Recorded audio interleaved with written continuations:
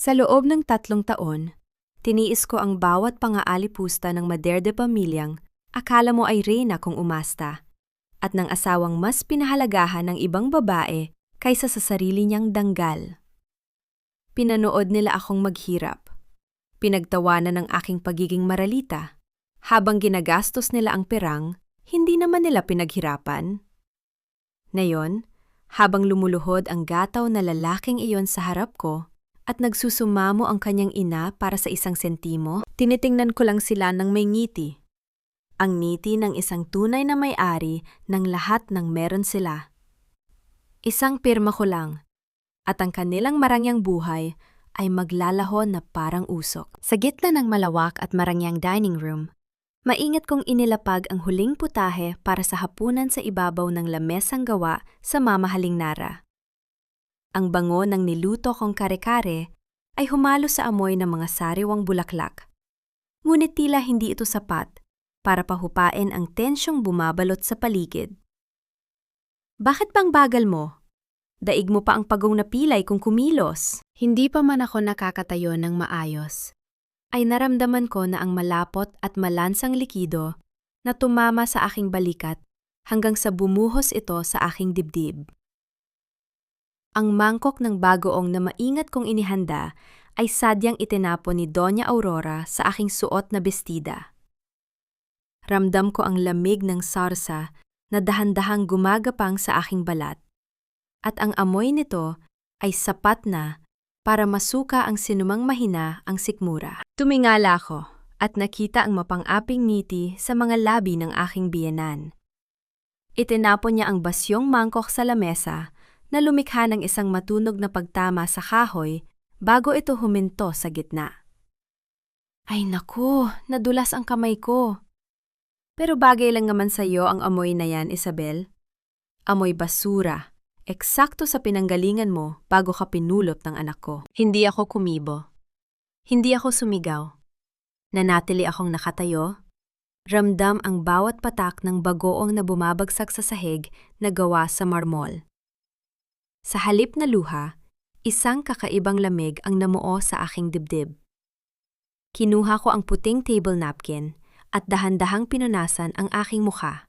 Ang bawat galaw ko ay kalkulado at walang bahid ng takot. Eksaktong sa sandaling iyon, bumukas ang pinto at iniluwan nito si Miguel. Ngunit hindi siya nag-iisa. Nakakapit sa kanyang braso ang isang babaeng nakasuot ng hapit na pulang damit, si Clarissa. Ang bango ng mamahaling pabango nito ay agad na sumakop sa silid. Pilit na dinadaig ang amoy ng bagoong na nasa aking katawan. Miguel, tamang-tama ang dating mo. Bungad ni Doña Aurora na tila isang maamong tupa ang boses. Tingnan mo itong asawa mo, napakabaya. Maging ang simpleng paghahain ng pagkain ay hindi magawa ng maayos. Nadumihan patuloy ang sahig. Tumingin sa akin si Miguel. Walang bahid ng pag-aalala o pagmamahal sa kanyang mga mata. Ang tanging nakita ko ay ang pandidiri habang nakatitig siya sa aking maduming damit. Isabel, can you please just go upstairs and clean yourself? Nakakahiya kay Clarissa. She's a special guest tonight. Malamig na utos ni Miguel. Special guest? Pag-uulit ko. Ang boses ko ay kasintalas ng labaha, ngunit nananatiling kalmado. Miguel, nakalimutan mo na ba? Ngayon ang 3 anibersaryo ng kasal natin. I spent the whole day cooking your favorite dishes. Tumawa ng mahina si Clarissa, isang tunog na puno ng pangungutya. Oh, happy anniversary then! Pero Miguel, sabi mo sa akin kanina, tapos na kayo? I thought we agreed na ako na ang mag-aalaga sa iyo mula ngayon? Humarap sa akin si Miguel. Walang bakas ng pag-aalinlangan. Isabel, let's not make this harder than it already is. Clarissa is pregnant. She's carrying the heir of this family. Hindi siya pwedeng ma-stress sa isang tulad mong walang silbi sa bahay na ito. Dahan-dahan kong ibinaba ang napkin sa lamesa. Tiningnan ko ang 3 taong nasa harap ko. Ang biyenan kong mapang-api, ang asawa kong taksil, at ang babaeng nagnanais na agawin ang lahat. Sa ilalim ng lamesa, Ang aking kamay ay dahan-dahang humaplos sa sarili kong tiyan. Isang lihim na tanging ako lang ang nakakaalam. So, kailangan mo na siyang patira dito? Tanong ko sa tono na tila nagtatanong lang tungkol sa panahon. Exactly, sagot ni Doña Aurora habang inaalalayan si Clarissa na maupo sa upuang nakalaan para sa akin. At dahil ikaw ang may kasalanan kung bakit mabaho ang dining room ngayon, ikaw ang maglilinis nito. Pagkatapos, ilipat mo ang lahat ng gamit mo sa storage room sa likod. Doon ka muna habang inaayos pa ang mga papeles ng annulment ninyo. Kinuha ni Miguel ang isang makapal na envelope mula sa kanyang briefcase at inilapag ito sa tapat ko. Pirirmahan mo na lang ito, Isabel. Don't worry, I'll give you enough money para makabalik ka sa probinsya ninyo. Just leave this house and don't make a scene. Tinitigan ko ang envelope. Pagkatapos, ay tumingin ako ng diretso sa mga mata ni Miguel. Sa unang pagkakataon sa loob ng 3 taon, nakita ko ang bahid ng takot sa kanyang mga mata nang makita niya ang aking ngiti. Hindi ito ngiti ng isang nasasaktang asawa. Ito ay ngiti ng isang mangangaso na nakita na ang kanyang biktima na nahulog sa bitag. Kinuha ko ang aking cellphone mula sa bulsa ng aking apron. May 3 missed calls mula kay Marco, ang aking pinakapinagkakatiwalaang secretary sa Vanguard Holdings. Isang mabilis na pindot lang at ang bawat ari-arian na kinatatayuan nila ngayon ay maglalaho sa kanilang mga kamay. Sige, Miguel, kung iyan ang gusto ninyo. Sabi ko habang dahan-dahang tinatanggal ang aking suot na apron. But remember this moment. Remember the smell of this bagoong and the coldness of this room. Dahil bukas, hihilingin ninyo na sana ay mamatay na lang kayo kaysa harapin ang bukas. Anong sinabi mo? Singhal ni Doña Aurora. Hindi ko na sila nilingon. Naglakad ako palayo. Ang bawat hakbang ko ay nag-iiwan ng bakas ng dumi sa kanilang mamahaling sahig. Ngunit ang bawat hakbang na iyon ay puno ng kapangyarihan. Pag-akyat ko sa taas, pumasok ako sa banyo at binuksan ang gripo.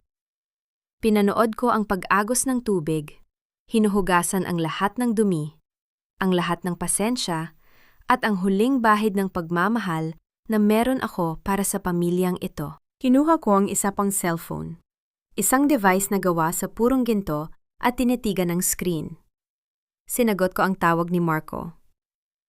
Chairperson Isabel? Bungad ng boses sa kabilang linya. The board is waiting.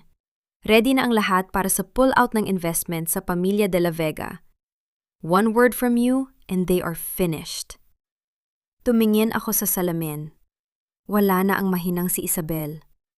Ang nakikita ko na ngayon ay ang chairperson ng pinakamalaking investment firm sa bansa. Gawin mo na, Marco. Malamig kong utos. Freeze everything. The accounts, the properties, the credit cards. I want them to feel what it's like to be a pulubi before the sun rises tomorrow. Eksaktong pagkababa ko ng telepono, narinig ko ang malakas na sigaw ni Miguel mula sa ibaba. Isabel! Bakit hindi gumagana ang gold card ko? Anong ginawa mo? Hindi ako sumagot. Dahan-dahan kong kinuha ang aking maleta na matagal ko nang inihanda. Sa loob nito ay ang lahat ng ebidensya ng kanilang mga illegal na gawain sa kumpanya. Ngumiti ako habang naririnig ang nagmamadaling mga hakbang ni Miguel paakyat sa hagdan. Nakalock ang pinto, ngunit alam kong hindi yon makakapigil sa kanyang galit. Ngunit ang hindi niya alam, ang galit na nararamdaman niya ngayon ay isang maliit na spark lang kumpara sa bulkang sasabog sa harap nila bukas ng umaga. Akala nila, ang pag-ibig ay parang isang pautang na pwedeng balewalain kapag sawa na sila. Ngunit hindi nila alam, ako ang bangko na nagmamay-ari ng bawat hininga ng kanilang marangyang buhay. Sa bawat patak ng luha na ibinuhos ko noong ako ay nagpapanggap pa, may katapat na halaga yon na kukunin ko ngayon ng may interes. Ang paniningil ay nagsimula na, at sisiguraduhin kong kahit ang huling butones ng kanilang mga mamahaling Amerikana ay mababawi ko. Ramdam ko ang bawat yanig ng pinto ng aming kwarto dahil sa marahas na paghampas ni Miguel mula sa labas. Ang tunog ng kanyang kamao na tumatama sa matigas na kahoy ay tila isang desperadong martilyo na naghahanap ng kasagutan. Sa loob, nanatili akong nakaupo sa harap ng salamin. Dahan-dahang sinusuklay ang aking buhok na tila ba wala akong naririnig na ingay. Isabel, buksan mo itong pinto. Ano ang ginawa mo sa mga accounts ko? Bakit lahat ng card ko ay declined? Ang boses ni Miguel ay puno ng galit at kalituhan. Malayo sa mapang-aping tono niya kanina sa dining room. Hindi ako sumagot. Pinanood ko ang sarili ko sa salamin. Ang babaeng nakikita ko ngayon ay malayo sa Isabel ang laging nakayuko at humihingi ng paumanhin para sa mga bagay na hindi naman niya kasalanan. Kinuha ko ang aking lipstick, isang matingkad na pula, at maingat na pinuntahan ang aking mga labi. Nang sa wakas ay buksan ko ang tinto, tumambad sa akin ang pawisang mukha ni Miguel. Sa likuran niya, nakatayo si Doña Aurora na namumutla, at si Clarissa na pilit na nagpapakita ng pag-aalala habang nakahawak sa kanyang tiyan. Isabel, answer me! Bakit nag-freeze ang lahat ng corporate accounts ng kumpanya? Maging ang personal account ni Mama ay hindi ma-access. Singhal ni Miguel habang pilit na humahakbang papasok sa kwarto. Itinaas ko ang aking kamay para pigilan siya. Ang lamig ng aking titig ay sapat na para mapahinto siya sa kanyang kinatatayuan. Bakit akong tinatanong mo, Miguel? Hindi ba't ikaw ang CEO? Baka naman may nagawa kayong illegal kaya na-flag ng bangko. Kalmado kong sagot. Ang boses ko ay walang bahid ng emosyon. Huwag mo kaming lokohin, Isabel. Sigaw ni Doña Aurora. Ang kanyang boses ay nanginghinig sa galit. Alam naming may kinalaman ka dito. Ikaw lang ang may access sa ilang files ko noong nakaraang buwan. Numiti ako ng bahagya. Madam, ang huling pagkakaalam ko, ang tanging trabaho ko sa bahay na ito ay maglaba, maglinis, at bastusin ninyo. Paano naman ako magkakaroon ng kapangyarihan na magpahinto ng isang kumpanya? Babe, baka naman may system error lang sa bangko. Malambing na singit ni Clarissa. Ang kanyang boses ay tila isang lason na binalot sa asukal. Huwag na tayo makipag-away sa kanya. Tumingin ka, na-stress ng baby natin. Baka may magawa tayong hindi maganda sa kanya. Tumingin si Miguel kay Clarissa at sa isang saglit, ang galit niya ay napalitan ng pag-aalala. Hinaplus niya ang pisingi ng kanyang kabit. You're right, Clarissa. I'm sorry. Hindi ko dapat hinahayaan na madamay kayo sa gulo ng babaeng ito. Muling lumingon sa akin si Miguel. Ang kanyang mukha ay puno ng pangungutya. Alam mo, Isabel, kahit mawala ang lahat ng pera ko, masaya pa rin ako dahil sa wakas ay mawawala ka na sa buhay ko. You are just a curse. Bukas na bukas, ilalabas mo ang lahat ng gamit mo dito. I don't care if you sleep on the streets. Oh, don't worry, Miguel. Sabi ko habang kinukuha ang aking Hermes scarf. Isang gamit na itinago ko sa loob ng 3 taon. I was just about to leave. Ngunit bago ako umalis, gusto ko lang ipaalala sa inyo, ang bahay na ito ay nakasanla sa Vanguard Holdings. At dahil ang kumpanya ninyo ay hindi nakabayad ng utang para sa quarter na ito, ang foreclosure notice ay darating sa loob ng ilang oras. Natawa ng malakas si Doña Aurora. Vanguard Holdings? Ang pinakamalaking kumpanya sa bansa? Bakit mo sila kilala? Nagdedeliryo ka na ba dahil sa gutom? Hindi ko sila sinagot. Sa halip, lumakad ako patungo sa hagdan. Naririnig ko ang kanilang mga bulungan sa likuran ko. Si Clarissa ay patuloy na naglalambing kay Miguel, sinasabing, "Huwag maniwala sa aking mga haka-haka." Pagdating ko sa pintuan ng bahay, lumingon ako sa huling pagkakataon. Nakita ko ang isang itim na kotse na pumarada sa tapat ng gate. Bumaba ang isang lalaking nakauniporme, may hawak na isang puting envelope. Nag-vibrate ang telepono ni Miguel. Sinagot niya ito ng mabilis. Habang lumalabas ako ng pinto, narinig ko ang kanyang huling salita bago tuluyang magbago ang takbo ng kanilang mundo. Ano? Anong ibig mong sabihin na hindi na atin ang bahay na ito? Sino ang bumili ng utang namin? Lumakad ako palabas. Dire-diretso sa naghihintay na sasakyan ni Marco. Hindi ko kailangan lumingon para malaman na ang sigaw ni Doña Aurora ay pumapailan lang na sa loob ng bahay.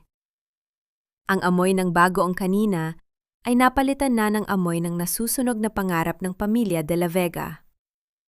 Sumakay ako sa sasakyan at malamig na tumingin sa labas ng bintana. Marco, dalhin mo ako sa Hyatt.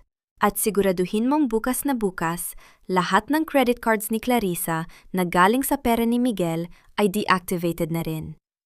I want her to feel the weight of the man she stole. Copy, Chairperson, sagot ni Marco, habang dahan-dahang umaandar ang sasakyan palayo sa impyernong binuo ko para sa kanila. Ang isang reyna ay hindi nakikipag-away sa mga langaw. Hinahayaan niya lang silang malunod sa sarili nilang dumi. Akala ni Clarissa, ang kanyang tiyan ang magsisilbing pasaporte niya sa isang marangyang buhay. Hindi niya alam na ang bawat kasinungalingang itinatanim niya ngayon ay ang siyang lilibing sa kanya sa limot bukas.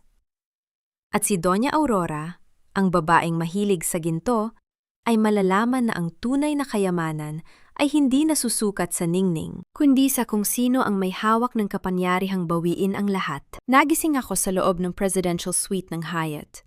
Malayo sa masikip at mainit na silid na ipinilit sa akin ni Donna Aurora nitong mga huling araw. Ang sikat ng araw na tumatama sa aking mukha ay tila isang pagbati ng bagong simula. Ngunit bago ko tuluyang iwan ang nakaraan, kailangan ko munang tapusin ang huling kabanata sa bahay na iyon. Kailangan ko ang portrait ng aking ina.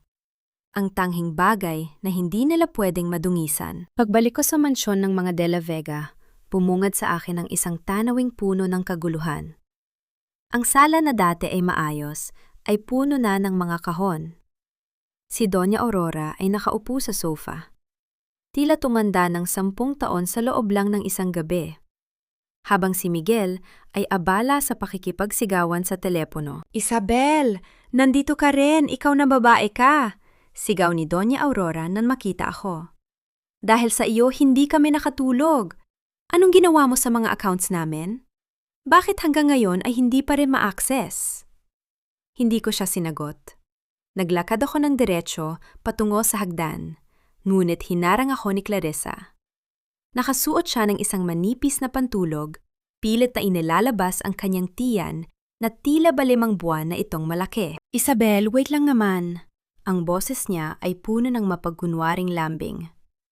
Miguel is so stressed, and so am I. Bago ko umalis, baka naman pwedeng pakilabhan muna ang mga gamit ko? Alam mo namang maselan ang pagbubuntis ko, hindi ako pwedeng humawak ng chemical. Tumingin ako sa tumpok ng damit sa gilid. Ang kapalan ng mukha ng babaeng ito ay tila walang hanggan.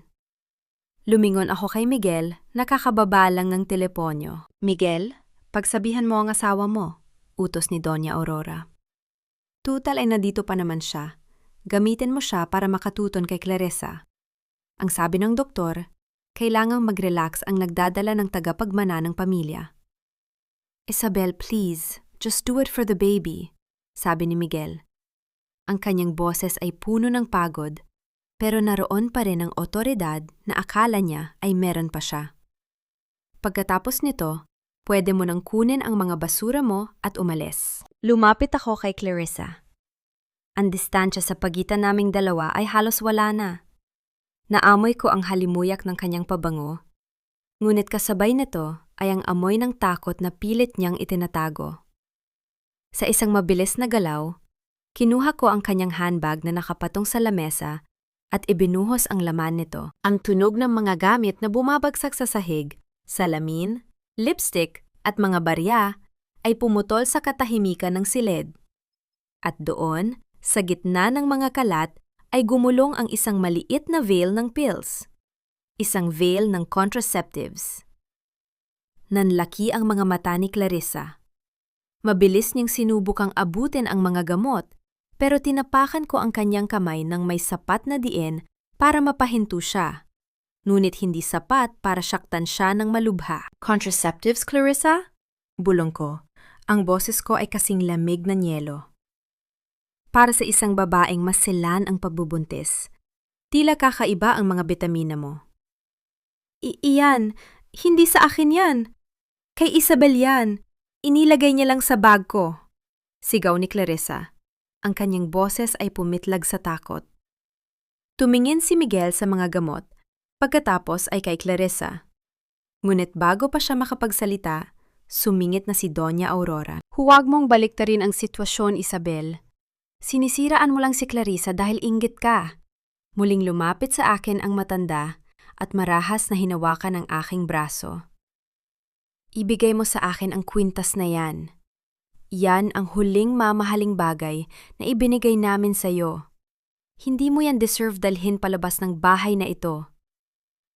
Ang kwintas na tinutukoy niya ay ang gintong locket na laging nasa leeg ko. Ang akala niya ay galing iyon sa kanila, pero ang totoo, yon ang susi sa vault ng aking pamilya. Gusto mo ba talaga ito, madam? Tanong ko, habang dahan-dahang hinahawakan ang lock ng kwintas. Ibigay mo sa akin, magnanakaw ka. Sigaw ni Doña Aurora habang pilit na kinukuha ang kwintas mula sa aking leeg. Ang kanyang mga kuko ay bumaon sa aking balat, nag-iiwan ng mapulang marka. Hinarap ko siya ng walang kurap.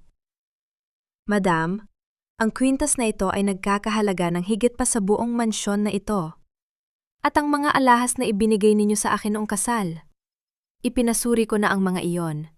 Lahat ay peke. Class A na galing sa bangketa. Kaya wag ninyong hilingin ang hindi inyo dahil baka masilaw kayo sa katotohanan. Buong lakas kong tinabig ang kanyang kamay. Sa gulat ni Doña Aurora, napaatras siya at napaupo sa sofa. Miguel, tingnan mo ang asawa mo. Sinasaktan niya ako. Pag-atungal lang matanda. Tumingin ako kay Miguel. Sa halip na sumagot, hinaplos ko ang aking sariling tiyan sa harap nila. Isang tahimik na pangako sa aking anak na hindi siya kailanman magiging bahagi ng duming ito. Keep your lies, Clarissa. And Miguel, keep your fake air. Sabi ko habang kinukuha ang portrait ng aking ina sa dingding. Dahil sa oras na lumabas ako sa pintong ito, ang tanging matitira sa inyo ay ang utang na hindi ninyo mababayaran kahit sa kabilang buhay. Naglakad ako palabas ng mansyon. Ramdam ko ang bigat ng portrait sa aking mga kamay, ngunit ang gaan sa aking dibdib. Habang papasakay ako sa sasakyan ni Marco, narinig ko ang malakas na kalabog ng pinto ng mansyon na tila ba isang huling paalam. Chairperson, may balita mula sa bangko, bungad ni Marco. Sinubukan ni Miguel na i-withdraw ang retirement fund ni Donna Aurora, pero huli na ang lahat. Na-absorb na ito ng Vanguard bilang partial payment sa kanilang default. Mumiti ako ng malamig.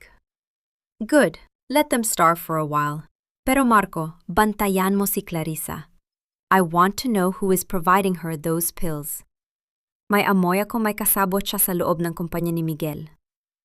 Masusunod, Chairperson. Habang umaandar ang sasakyan, tumingin ako sa rear view mirror. Nakita ko si Miguel na lumabas sa GAT, pilit na hinahabol ang sasakyan habang kumakaway ng desperado. Ngunit para sa akin, isa na lang siyang maliit na tuldok na dahan-dahang naglalaho sa dilim. Ang pinakamasarap na paghihiganti ay hindi ang syaktan ang katawan ng iyong kaawi, kundi ang panuurin silang kumapit sa huling hibla ng pag-asa na ikaw mismo ang may hawak. Sa bawat sandali na iniisip ni Miguel na may tagapagligtas siya, hindi niya alam na lalo niya lang hinihigpitan ang pagkakasakal sa sarili niyang leeg. Ang pera ay kapangyarihan, at sa larang ito, ako ang may-ari ng lahat ng baraha, habang siya ay naglalakad sa gitna ng bangin ng nakapiring. Ang opisina ni Miguel na dati ay simbolo ng kanyang kayabangan ay puno na ngayon ng mabigat na katahimikan, na paminsan-minsan ay pinuputol ng paulit-ulit na tunog ng teleponong walang sinumang gustong sumagot. Ang mga tumpok ng unpaid invoices at legal notices ay nagkalat sa sahig, tila mga tuyong dahon na nagpapahiwatig ng pagtatapos ng kanilang panahon. Miguel, do something! Ang sabi ng manager sa bangko, hindi na tayo pwedeng mag-overdraft. Ang boses ni Doña Aurora ay matining at puno ng taranta habang pabalik-balik siya sa harap ng mesa ng kanyang anak. Maging ang kuryente sa mansyon, may notice na rin. Paano na tayo nito? Hilot-hilot ni Miguel ang kanyang sentido. Ang kanyang muka ay tila naging abo sa sobrang stress. Ma, I'm trying! Pero lahat ng investors natin biglang nag-back out. Tila may invisible na pader na humaharang sa bawat pintong kinakatok ko. Sa sulok ng silid, nakaupo si Clarissa na abala sa pag-aayos ng kanyang kuko, tila hindi apektado ng gulo sa paligid. Babe, baka naman pwedeng ibenta muna natin ang ilang jewelry ni tita? I really need to buy those maternity vitamins and they're so expensive. Tiningnan siya ni Miguel nang may halong inis. Ngunit mabilis din itong napalitan ng pag-asa nang biglang tumunog ang isang notification sa kanyang laptop. Ang tunog ng bagong email ay tila isang anghel na bumaba mula sa langit para sa kanya. Wait!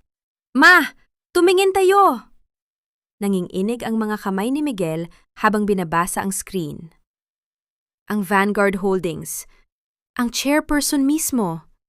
Gusto nilang makipag-meeting sa akin bukas ng 8:00 ng umaga. Nanlaki ang mga mata ni Doña Aurora. Ang Vanguard? Ang pinakamalaking investment firm sa bansa? Sinasabi ko na nga ba, Miguel? Hindi tayo pababayaan ng tadhana.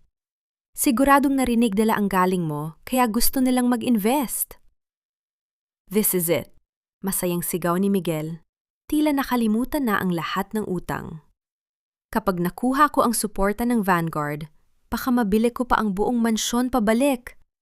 At ang Isabel na yon, pagtatawanan ko siya kapag nakita niya kung gaano na uli ako kayaman. Habang nangyayari ang lahat ng iyon sa opisina ni Miguel, nakaupo ako sa aking penthouse, nakatingin sa malawak na tanawin ng lungsod.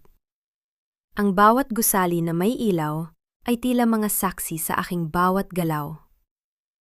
Hawak ko ang isang tablet kung saan makikita ang real-time feed ng kamera sa opisina ni Miguel.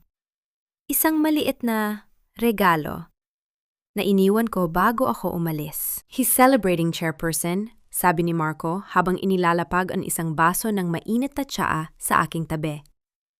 Iniisip ni Miguel de la Vega na siya ang sagot sa lahat ng kanyang problema. Handa na rin ang kontrata na ipapapirma mo sa kanya. Masyadong excited ang biktima, Marco. Mahinahon kong sagot. I want him to feel the highest peak of hope before I let him fall into the abyss. Bukas, siguraduhin mong walang sinuman sa security ang tatawag sa akin bilang Isabel sa harap niya. I am the chairperson of Vanguard. Nothing more, nothing less. Copy, chairperson. Pero paano si Clarissa? Sinubukan niyang tawagan ang ilang kontak niya sa kumpanya para kumuha ng cash advance. Mumiti ako na makahulugan. Hayaan mo siyang mang-arap. Bukas, isasama ni Miguel ang babaeng yon sa meeting para ipakita na wagi siya. At doon ko sisimulan ang tunay na pag-dissect sa kanilang mga kaluluwa. Kinabukasan, ang lobby ng Vanguard Holdings ay puno ng aktibidad. Ang bawat tunog ng sapatos na tumatama sa makintab na sahig ay nagbibigay ng impresyon ng disiplina at kapangyarihan. Tumating si Miguel na nakasuot ng kanyang pinakamahal na suit, kasama si Clarissa na todo ang makeup at nakasuot ng isang designer dress na alam kong galing sa huling swipe ng kanyang credit card bago ito na-deactivate. Good morning. I have an appointment with the chairperson. I am Miguel de la Vega, CEO of De La Vega Enterprises. Bunyabang na sabi ni Miguel sa receptionist. This way, sir. Tugon ng receptionist nang walang emosyon. Dinala sila sa pinakaituktok na palapag sa isang boardroom na gawa sa salamin. Mula doon, makikita ang buong syudad na tila nasa ilalim ng iyong mga paa. Kinakabahan si Miguel, habang si Clarissa naman ay abala sa pagkuha ng mga selfie para sa kanyang social media, pilit na ipinapakita ang marangyang buhay na malapit na niyang makuha. Bumukas ang pinto ng opisina. Ang tunog ng mabibigat na hakbang ng mga bodyguard ay pumuno sa silid.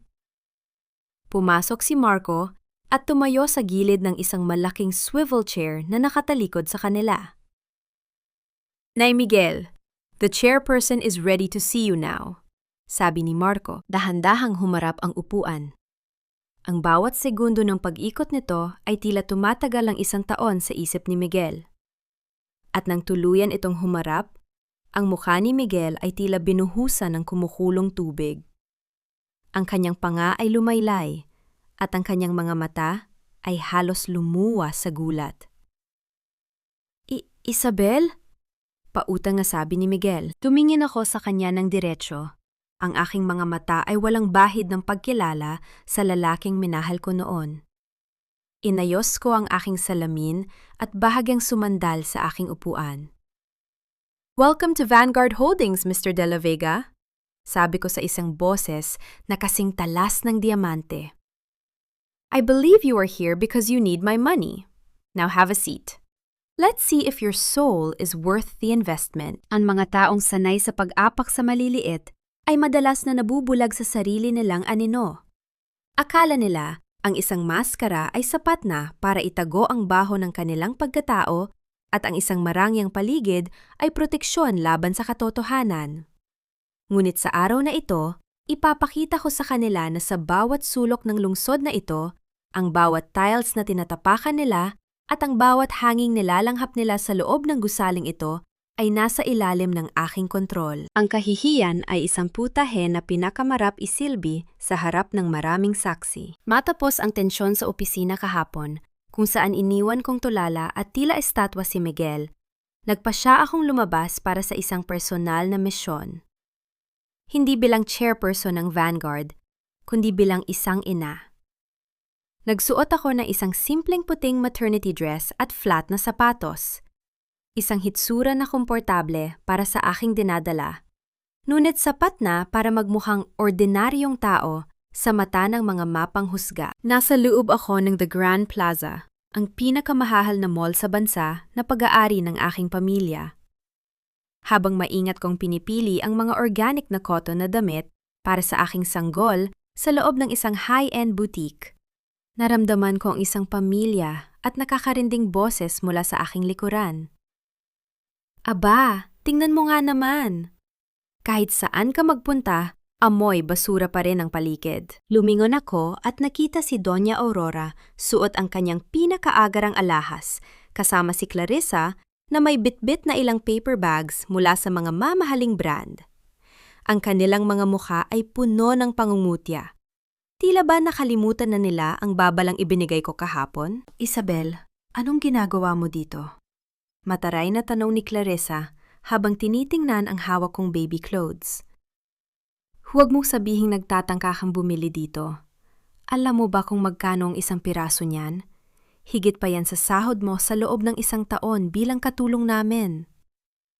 Hindi ko sila pinansin at nagpatuloy sa pagtingin sa mga damit. Ang aking pananahimik ay tila lalong nagpagalit kay Doña Aurora. "Huwag mo kaming talikuran, babae. Alam ko ang ginawa mo." Sigaw ng matanda na naging dahilan para lumingon ang ilang mamimili sa paligid. Sabi ni Miguel, "Nagpanggap ka raw na boss sa Vanguard? Napakagaling mong mag-ilusyon. Siguro ay nagnakaw ka ng uniforme o nakipagsabwatan sa mga janitor doon para makapasok sa opisina." "Madam, ang ingay ninyo," pabulong kong sabi, sapat na para marinig nila. "Nakalimutan niyo na ba ang foreclosure notice? Dapat ay abala kayo sa pag-iimpake ng mga gamit niyo, hindi ang paggawa ng eksena dito." "Foreclosure? Ha!" tawa ni Clarissa. "Gawa-gawa mo lang yon. Miguel is handling everything. At ikaw, siguradong nagnakaw ka lang ng pera kaya ka nandito." Biglang kinuha ni Clarissa ang baby dress mula sa kamay ko at itinapon ito sa sahig. "Sales lady, halika nga dito. Pakicheck ang babaeng ito.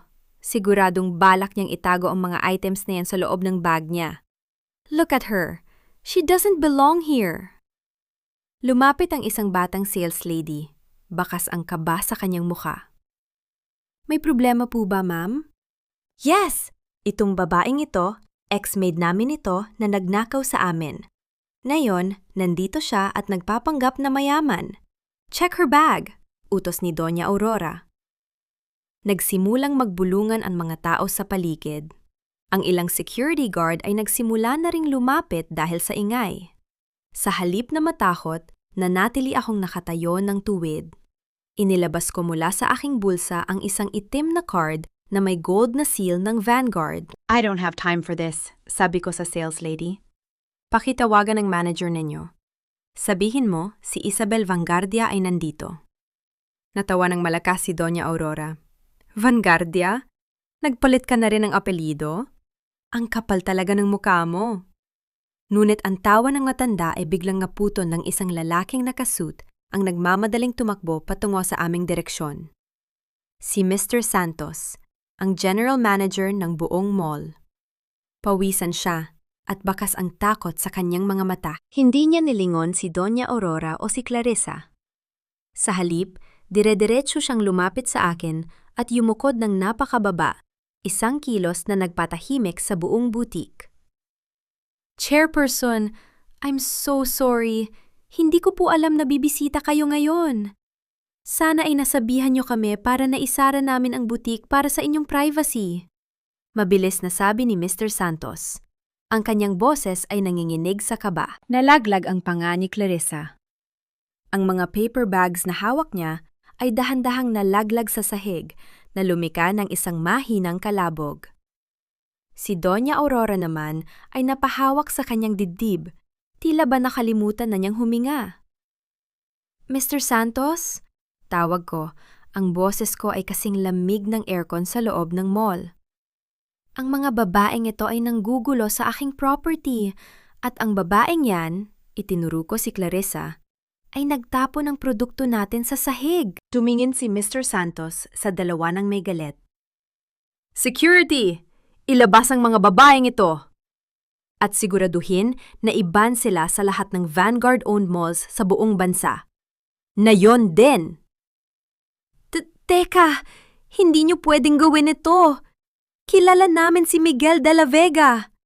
Sigaw ni Donna Aurora habang hinihila siya ng dalawang malalaking guard. Sino si Miguel de la Vega? Tanong ni Mr. Santos nang may pangumutya. Wala kaming kilalang ganung pangalan sa listahan ng aming mga VIP. Ang tanging kilala namin dito ay ang may-ari ng gusaling kinalalagyan nyo ngayon, si Chairperson Isabel. Pinanood ko silang kaladka rin palabas ng butik sa harap ng maraming taon na ngayon ay kumukuha na ng video gamit ang kanilang mga cellphone. Ang kahihiyang idinudulot nila sa akin noon ay 10 beses na bumalik sa kanila sa loob lang ng ilang minuto. Kinuha ko ang baby dress mula sa sahig at inyabot ito sa sales lady. Please pack this and get me 10 more in different colors. I'll take everything in this section. Oo po, Chairperson, sagot ng sales lady na tila hindi pa rin makapaniwala sa nasaksihan. Lumabas ako ng butik pagkalipas ng ilang minuto. Bitbit ang kapangyarihan na matagal kong itinago. Ngunit bago ako tuluyang makaalis sa mall, nakita ko si Miguel na tumatakbo papasok. Bakas ang taranta sa kanyang mukha habang hinahanap ang kanyang ina at kabit. Nang magtagpo ang aming mga mata, huminto siya. Ang kanyang mukha ay puno ng pagsisisi, galit at higit sa lahat, matinding takot. Isabel, please. Kailangan nating mag-usap. Pagsusumamo niya, ang kanyang boses ay tila isang basag na plaka. Ngumiti ako sa kanya, isang ngiti na hindi abot sa aking mga mata. The talk is over, Miguel. Now, you just have to watch how I dismantled the world you thought you owned. Ang bawat pirma ay may presyo. At sa mundo ng negosyo, ang tinta ay maaring maging kasing pait ng lason. Para kay Miguel, ang kanyang ballpen ay tila isang huling kapirasong kahoy na lumulutang sa gitna ng dagat. Ngunit hindi niya alam na ang kahoy na yon ay may nakakabit na mabigat na angkla na hihila sa kanya pababa sa kailaliman. Ang desperasyon ay isang masamang tagapayo. At sa pagkakataong ito, ang kanyang takot na mawala ng yamanang siya, mismong magiging dahilan ng kanyang tuluyang pagbagsak. Ang hangin sa loob ng opisina ni Miguel ay tila mas lalong bumigat, punong-puno ng amoy ng lumang papel at ng nanunuot na kaba. Ang mga bintana ay nakasara. tila pilit na itinatago ang kahihiyang nangyari sa mall kanina. Si Doña Aurora ay nakasandal sa pader. Ang kanyang kamay ay nanginginig habang hawak ang isang baso ng tubig, habang si Clarissa ay nakaupo sa sahig. Pilit na inaayos ang kanyang mga nagulong gamit mula sa mga paper bags na nabitawan niya kanina. Anak, kailangan nating gawin ito. Wala na tayong ibang pagpipilian. Ang boses ni Doña Aurora ay halos isang bulong na lamang, punong-puno ng pait. Ang mga De La Vega ay hindi pwedeng maging pulubi. Hindi ko matatanggap na pagtatawanan tayo ng lahat ng ating mga kaibigan. Tumingin si Miguel sa puting dokumento na nasa harap niya. Ito ang rescue package mula sa Vanguard Holdings na ipinadala ni Marco. Sa unang tingin, tila ito ay isang napakalaking pabor. Isang bilyong pisong pautang para bayaran ang lahat ng utang ng pamilya at buhayin ang kanilang kumpanya. Ngunit ang bawat pahina ay puno ng mga technical na salita na hindi na nagawang basahin ni Miguel dahil sa sobrang taranta. Bumukas ang pinto at pumasok si Marco. Ang kanyang muka ay seryoso, tila isang hukom na naghihintay ng hatol. Lumakad siya patungo sa mesa at inilapag ang isang mamahaling bolpen na gawa sa pila. Mr. De La Vega, kailangan na nating matapos ito sa loob ng 10 minuto, sabi ni Marco. Ang kanyang boses ay walang bahid ng emosyon. May iba pang mga kumpanya na naghihintay para sa pundong ito. Kung hindi mo pipirmahan ang kontrata ngayon, kukunin namin ang offer at hahayaan na lang ang bangko na ituloy ang foreclosure sa inyong mansyon bukas ng 9:00 ng umaga. Wait, let me just call my lawyer. Pautal na sabi ni Miguel, ang kanyang mga daliri ay nanginginig habang hawak ang telepono. Babe, huwag na! Singit ni Clarissa habang tumatayo at humahawak sa braso ni Miguel. The lawyer will just take more time. Look at the logo of Vanguard. Sila na ang pinakamayaman sa bansa. Bakit ka pa mag-aalinlangan? Pirirmahan mo na para makuha na natin ang pera at makalipat na tayo sa hotel. I can't stay in this house anymore. It feels like a prison. Huminga ng malalim si Miguel. Tumingin siya sa kanyang ina na tumango ng mabilis at kay Clarissa na nagmamakaawa ang mga mata. Sa huling sandali, bago dumapo ang tinta sa papel, may isang maliit na tinig sa kanyang isip na nagsasabing mag-ingat. Ngunit mas malakas ang sigaw ng kanyang ego. Ang tunog ng bulpen na dumadausdos sa papel ay ang tanhing ingay na maririnig sa silid. 1, 2, 3 pirma. Kasama ang mga inisyal sa bawat pahina. Sa huling pahina, nakatago sa ilalim ng mga maliliit na letra ay ang Clause 14.2. All personal and corporate assets of the signatory, including inherited properties and future earnings, are hereby pledged as absolute collateral. Failure to remit interest within 24 hours will result in immediate forfeiture without need of judicial demand. Nang makuha ni Marco ang dokumento, isang tipid ng iti ang sumilay sa kanyang mga labi. Congratulations, Mr. De La Vega. You've made a choice. The funds will be reflected in your corporate account momentarily. But remember, 24 hours. Dahan-dahang lumabas si Marco sa silid. Ang bawat hakbang niya ay tila isang tunog ng orasan na nagsisimula ng mag-countdown. Mula sa kabilang panig ng lungsod, sa loob ng aking madilim na kwarto, na ang tanging ilaw ay ang malalaking screen sa pader, pinapanood ko ang bawat galaw nila. Ang high-definition camera na nakatago sa loob ng isang smoke detector sa opisina ni Miguel ay malinaw na ipinapakita ang kanyang mukha. Isang mukhang puno ng maling akala na siya ay ligtas na. Sumandal ako sa aking leather chair at dahan-dahang itinaas ang aking baso ng sa. Ang init nito ay humahaplos sa aking mga daliri, isang magandang kaibahan sa lamig na nararamdaman ko para sa lalaking nasa screen. Napakadali mong mauto, Miguel. Bulong ko sa hangin. Inisip mo na ang pera ko ang magliligtas sa iyo? Ngunit ang totoo, yan ang tali na gagamitin ko para hilahin ka sa putikan. Sa loob ng 24 na oras, ang bawat sentimo na hiniram mo ay hihingi ng kabayaran na hindi mo kayang ibigay. Hinaplos ko ang screen, eksakto sa imahe ng ballpen na ginamit niya. Ang pirma niyang yon ay hindi lang pirma sa isang kontrata. Yon ang kanyang pagsuko sa lahat ng dignidad na meron siya. Nabalik lamang ang aking diwa nang marinig ko ang pagbukas ng pinto ng aking suite. Pumasok si Marco. Dala ang orihinal na dokumento na may sariwang tinta pa. "Everything is signed, Chairperson," ulat ni Marco. Ginamit niya ang lahat ng kanyang ari-arian bilang kolateral. Inaasahan ko na sa oras na malaman niya ang tungkol sa interest rate, huli na ang lahat para sa kanya. "Mabuti," sagot ko habang kinukuha ang dokumento. Ang amoy ng tinta ay tila amoy ng tagumpay. Ihanda mo na ang press conference para sa susunod na araw. I want the whole world to see when the House of De La Vega finally crumbles into dust. And Marco, siguraduhin mong hindi makakatakas si Clarissa. I want her there to witness the fall of the man she thought was her golden ticket. Tumayo ako at lumakad patungo sa malaking bintana. Ang mga ilaw ng Maynila ay tila mga bituin na bumagsak sa lupa. Ngumiti ako ng malamig habang tinitingnan ang direksyon kung saan naroon ang mansyon ng mga De La Vega. Ang gabi ay mahaba, Miguel. Enjoy your last hours of sleep. Dahil pagising mo bukas, ang tanging pagmamay-ari mo na lang ay ang iyong mga kasalanan. Ang pagtataksil ay parang anay na dahan-dahang kinakain ang pundasyon ng isang bahay mula sa loob. Hindi mo ito mapapansin hanggang sa isang araw, ang lahat ay guguho na lamang sa isang iglap. Akala ni Miguel ay nakatagpo siya ng isang anghel kay Clarissa, isang babaeng magbibigay sa kanya ng pagmamahal at tagapagmana.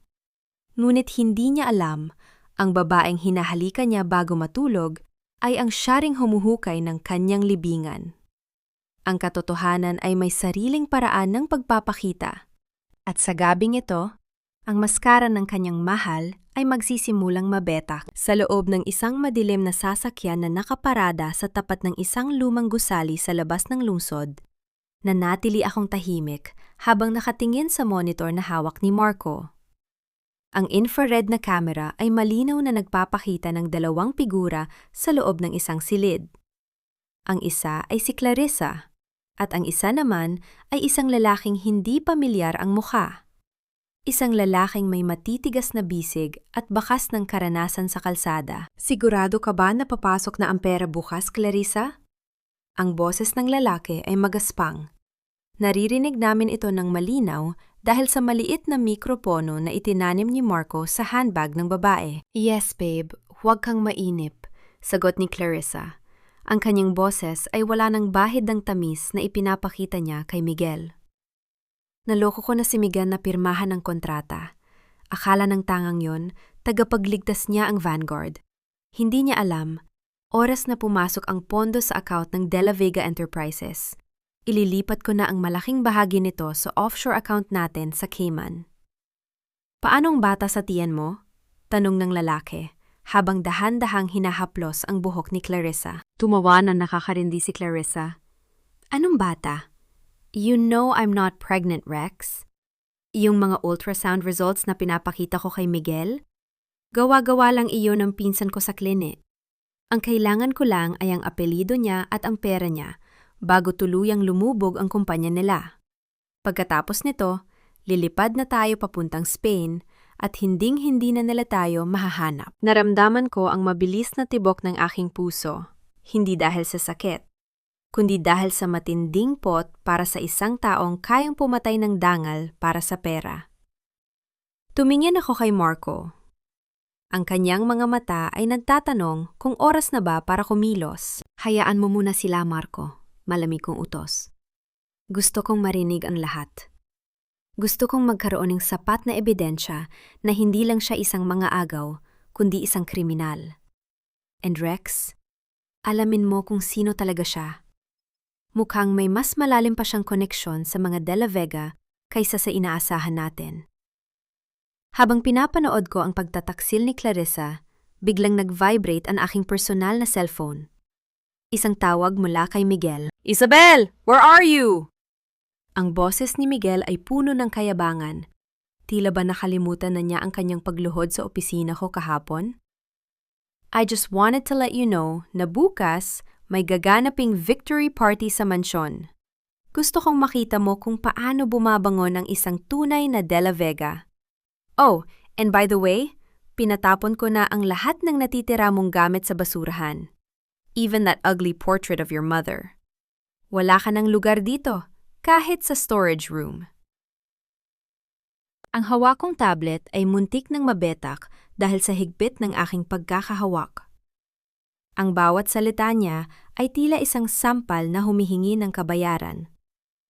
Ngunit sa halip na sumigaw, huminga ako ng malalim at nagpakawala ng isang mahinang tawa. Victory party, Miguel? Sigurado ka bang handa ka na sa kakantungan nito? Tanong ko, ang aking boses ay kalmado na parang dagat bago ang bagyo. Of course. The Vanguard investment is hitting the bank tomorrow morning. Clarissa and I are celebrating. We're going to announce our engagement officially. Be sure to watch the news, Isabel. Maybe you'll realize what a big mistake you made for leaving me. Oh, manonood ako, Miguel. Sisiguraduhin kong hindi ko mapapalampas ang bawat segundo. Sagot ko, bago ko tuluyang pinatay ang tawag. Tumingin ako sa bintana ng sasakyan. Ang ulan ay nagsisimulang pumatak sa salamin na lumilika ng mga maliliit na guhit na tila mga luha ng langit. Ngunit para sa akin, bawat patak ng ulan ay tunog ng bawat segundong lumilipas patungo sa paggawasak ni Miguel. Marco, ihanda ang lahat para sa victory party bukas. Utos ko habang inayos ang aking upo. I want the live stream to be ready. Gusto ko, sa oras na ipakita ni Clarissa ang kanyang baby bump sa harap ng mga bisita, doon natin ilalabas ang video ng pagkikita nila ni Rex ngayong gabi. I want the world to see the kind of trash he chose over me. And Chairperson, what about the man Rex? Tanong ni Marco. May nahanap akong impormasyon. Siya ay dating driver ng pamilya De La Vega na tinanggal ni Doña Aurora dahil sa pagnanakaw. Mukhang matagal na silang magkasabwat ni Clarissa. Isang misteryosong ngiti ang sumilay sa aking mga labi. Mas mabuti. Ang kwento ay mas nagiging interesante kapag ang lahat ng mga kontrabida ay nasa iisang entablado. Miguel thinks he's throwing a party for his success, but in reality, he's hosting his own funeral. Habang umaandar ang sasakyan palayo sa gusali, narinig ko ang tunog ng kidlat sa malayo. Isang babala na, ang bagyong aking binuo ay handa nang humampas sa dalampasigan ng mga De La Vega. Ang gabi ay puno ng mga lihim. Ngunit bukas, ang liwanag ng katotohanan ay susunog sa lahat ng mga kasinungalingang kanilang pinakaingatan. Kahapon lang, ang gataw na asawa ko at ang kanyang ina ay itinuring akong basurang pwedeng tapakan at itapon sa gilid ng kalsada. Pinagtatawanan nila ang aking pagiging mahirap habang ipinagdiriwang ang kanilang wad na tagumpay kasamang isang ahas na nagkukunwaring anghel. Ngunit ngayong gabi, sa gitna ng liwanag ng mga kristal na chandelier at sa harap ng buong alta sosyedad ng Maynila, papasok ako, hindi bilang biktima, kundi bilang ang may-ari ng bawat hininga ng kanilang kayabangan. Anurin ninyo kung paano ko babawiin ang lahat. Ang bahay, ang kumpanya, at ang bawat piraso ng dangal na sinubukan nilang itapon. Ang tunay na reyna ay nagbalik na, at ang kanyang unang utos ay ang pagpuksa sa mga pesteng naghari-harian sa kanyang kaharian. Ang Grand Ballroom ng Manila Diamond Hotel ay nagniningning sa ilalim ng libu-libong maliliit na ilaw na tila mga bituin na pinilit ikulong sa loob ng salamin. Ang amoy ng mamahaling alak at ang halimuyak ng mga imported na bulaklak ay humahalo sa yabang na bumabalot sa buong silid. Ito ang victory party ni Miguel de la Vega. Isang pagdiriwang para sa pagbangon ng kanyang kumpanya mula sa hukay, na hindi niya alam ay siya mismo ang naghukay. Sa gitna ng entablado, nakatayo si Miguel na akala mo ay hari ng mundo, suot ang isang suit na nagkakahalaga ng daan-daang libo. Sa tabi niya ay si Clarissa, na nakasuot ng isang hapit na gintong gown, pilit na ipinapakita ang kanyang peking tiyan sa bawat kamera ng mga reporter. At syempre, si Doña Aurora, na parang isang Christmas tree sa dami ng alahas na suot, ay abala sa pakikipag-usap sa mga kilalang negosyante. Ladies and gentlemen, thank you for joining us tonight. Ang boses ni Miguel ay umalingaw-ngaw sa buong ballroom, puno ng kumpiyansa. De La Vega Enterprises is back, and we are stronger than ever, thanks to our new partner, Vanguard Holdings. This is just the beginning of our global expansion. Nagpalakpakan ang mga tao.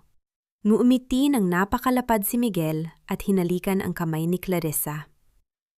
And soon, we will welcome a new member of the family, ang tagapagmana ng De La Vega. Habang nagpapatuloy ang palakpakan, biglang bumukas ang malaking pintuan sa dulo ng ballroom. Ang tunog ng mga pinto na tumatama sa pader ay sapat na para mapalingon ang lahat. Ang bawat usapan ay naputol. Ang bawat baso ng alak ay huminto sa tapat ng mga labi. Pumasok ang 6 na lalaking nakabarong at may suot na earpieces, ang aking mga security personnel. At sa gitna nila, lumakad ako. Hindi na ang Isabel ang nakasuot ng kupas na duster at amoy bagoong. Ngayong gabi, suot ko ang isang custom-made black silk gown na gawa sa Paris na kumikinang sa bawat galaw ko dahil sa mga nakatahing itim na diamante. Ang aking buhok ay maingat na inayos sa isang sleek bun at sa aking leeg ay ang tunay na Vanguard Diamond, isang hiyas na nagkakahalaga ng sapat na pera para bilhin ang buong hotel na ito. Ang bawat hakbang ng aking stiletto sa pulang carpet ay tila isang tunog ng hatol ng kamatayan para sa mga taong nasa entablado. Isabel? Ang boses ni Miguel ay pumiyok. Nawala ang lahat ng kanyang pagiging baritono.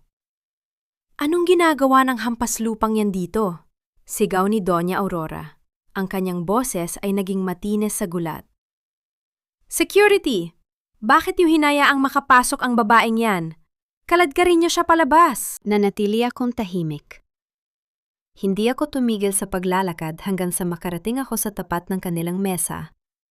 Ang mesa na nakalaan para sa VIP, Guests of Vanguard.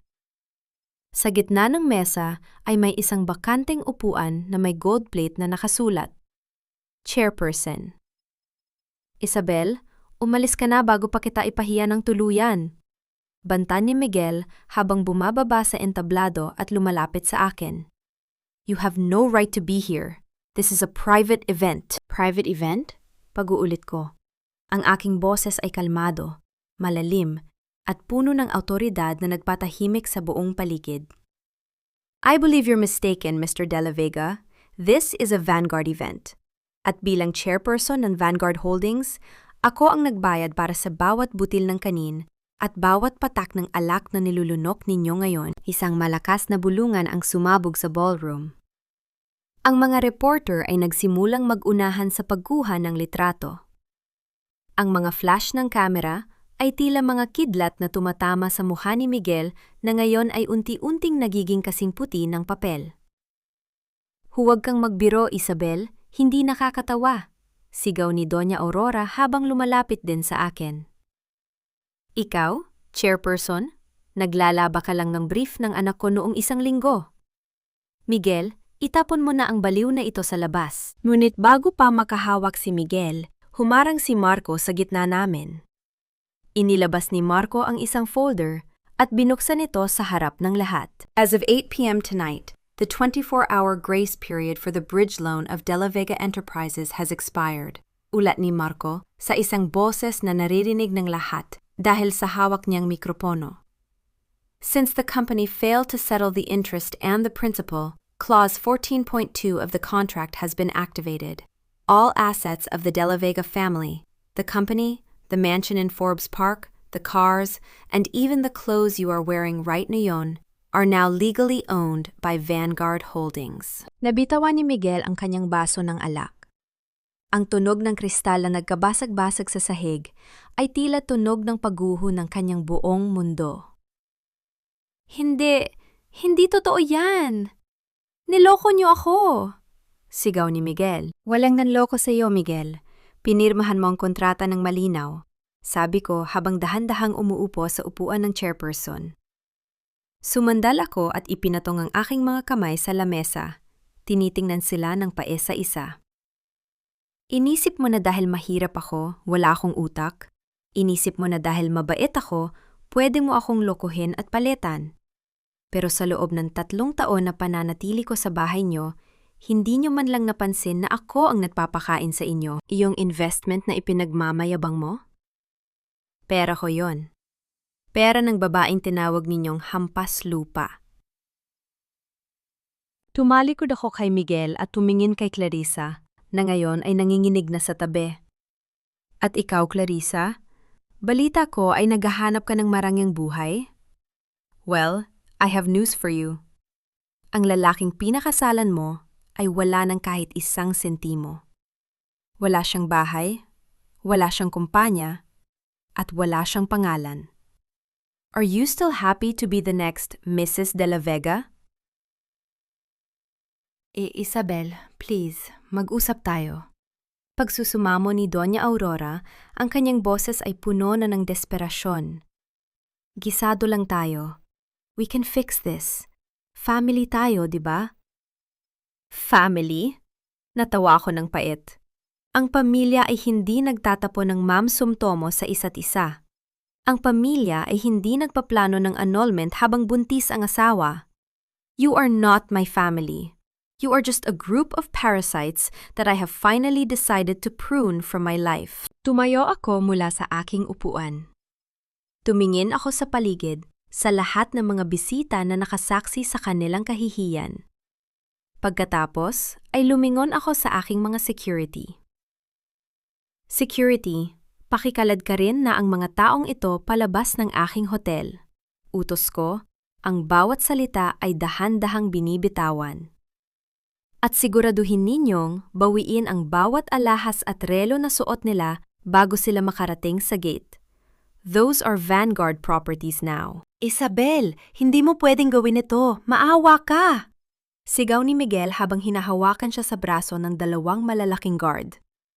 Tiningnan ko siya sa huling pagkakataon. Ang aking mga mata ay walang kahit anong emosyon, kundi purong pandidiri. Justice is not about mercy, Miguel. It's about balance. And tonight, the scale has finally tipped in my favor. Habang kinalakaladkar sila, palabas ng ballroom sa gitna ng hiyawan at pangungutya ng mga tao, naupo ako uli at kinuha ang isang baso ng champagne. Itinaas ko ito sa hangin, tila nag-aalay ng toast sa aking sarili. The game is just beginning. Bulong ko. Nabalik lamang ang aking atensyon sa gitna ng ingay nang lumapit si Marco sa aking tabi at bumulong. Chairperson, may problema po. Si Clarissa, hindi po siya sumunod sa mga guards. May itinatago po siyang kutsilyo sa loob ng kanyang handbag. Ang isang desperadong ahas ay nanunuklaw kahit wala na itong lason. Hindi alam na ang bawat galaw nito ay lalong nagpapadiin sa talim na nakaturo sa kanyang sariling leeg.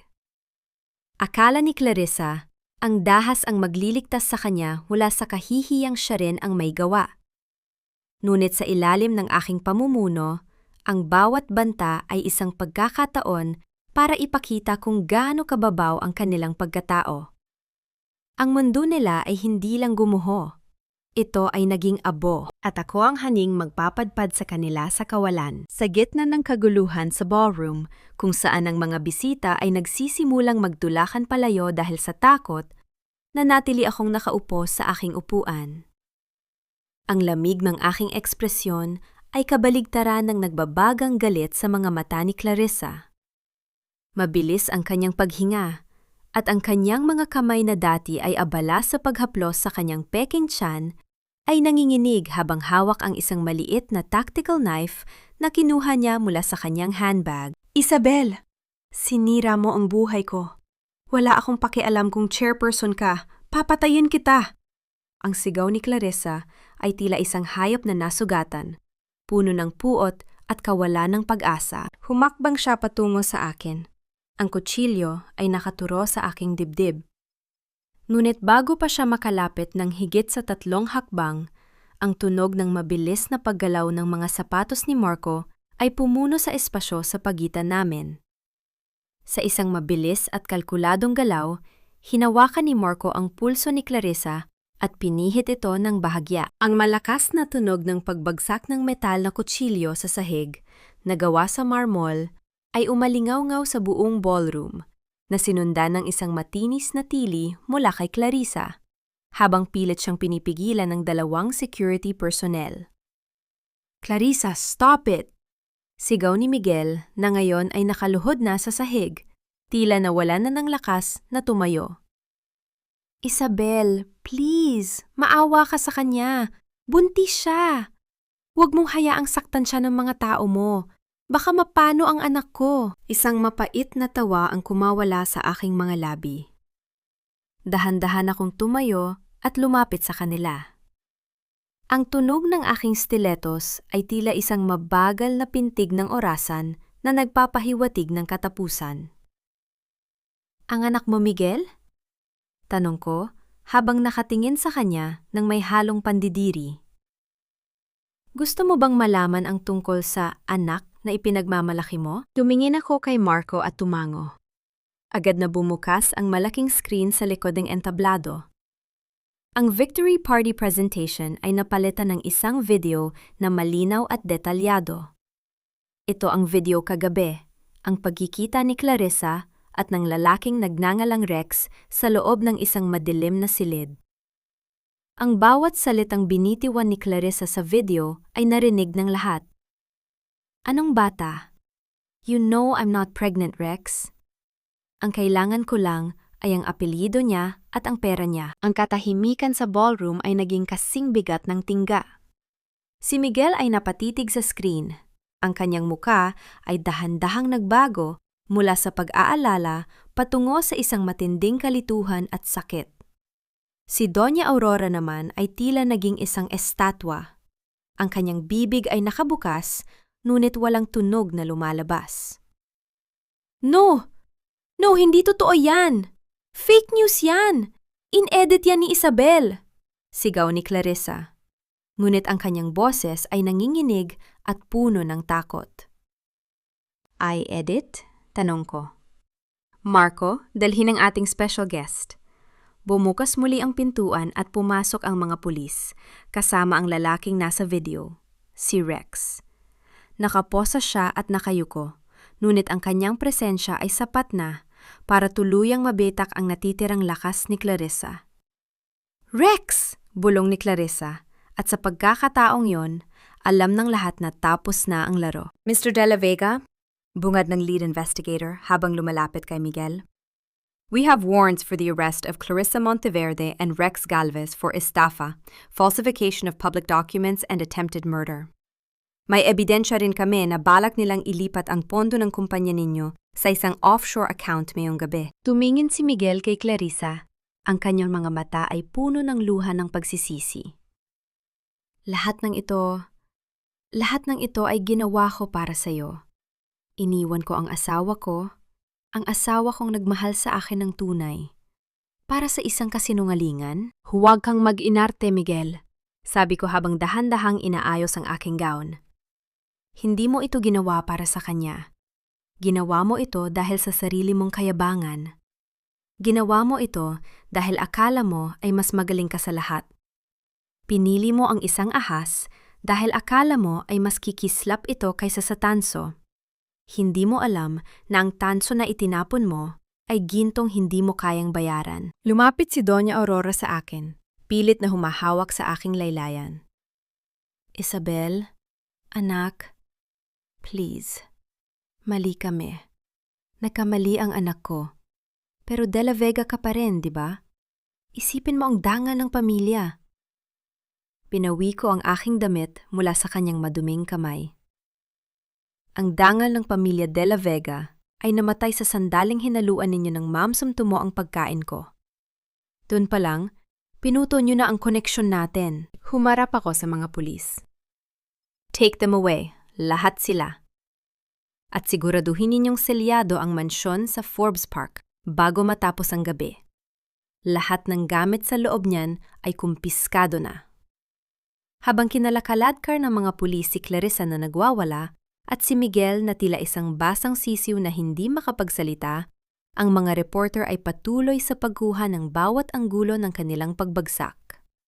Ang bawat flash ng kamera ay tila mga pako sa kabaom ng kanilang reputasyon. Nanatili akong nakatayo sa gitna ng ballroom. Pinapanood silang maglaho sa dilim. Ang katahimikan ay muling bumalik. Ngunit sa pagkakataong ito ay katahimikang puno ng respeto at takot para sa babaeng nasa harap nila. Chairperson, bulong ni Marco sa aking tabi. Handa na ang sasakyan. Pero may isa pang tawag mula sa ospital. Tungkol sa inyong huling check-up. Naramdaman ko ang isang kakaibang kaba sa aking dibdib. Hinaplos ko ang aking tiyan, ang tanging bagay na mahalaga sa akin sa mundong ito. Anong sabi ng doktor, Marco? Tanong ko. Ang aking boses ay bahagyang nanginginig sa unang pagkakataon. May kailangan daw po silang ipaalam sa inyo tungkol sa kalusugan ng bata. Kailangan niyo raw pong pumunta doon ngayon din. Ang tagumpay na nararamdaman ko kanina ay biglang napalitan ng isang malamig na pangamba. Sa gitna ng aking paghihigante, nakalimutan ko ba ang pinakamahalagang laban? Ang isang ina ay handang igiba ang buong mundo para sa kanyang anak. Ngunit handa rin siyang itayo ang pinakamataas na pader para protektahan ito mula sa mga taong hindi karapat-dapat. Akala ni Miguel, ang dugo ay sapat na dahilan para bigyan siya ng puwang sa aking bagong buhay. Hindi niya alam, ang pagiging ama ay hindi nasusukat sa similya, kundi sa paninindigan at katapatan, mga bagay na kailanman ay hindi niya tinaglay.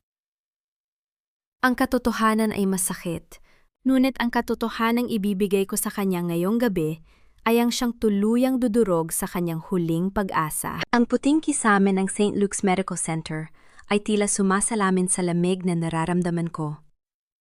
Ang amoy ng disinfectant ay humahalo sa kaba sa aking dibdib habang hinihintay ko ang resulta ng huling ultrasound. Sa labas ng aking suite, 2 armadong guard ang nagbabantay, tila mga rebulto na walang pinapapasok. Chairperson, ang sabi ng doktor ay maayos ang kondisyon ng bata. Bulong ni Marco habang iniaabot ang isang baso ng tubig. Ang tensyon lang daw po sa ballroom ang naging dahilan ng inyong panghihina. Kailangan niyo lang po ng sapat na pahinga. Huminga ako ng malalim. Ramdam ko ang marahang pintig sa loob ng aking tiyan. Isang himala sa gitna ng lahat ng dumi at traidor na aking hinarap.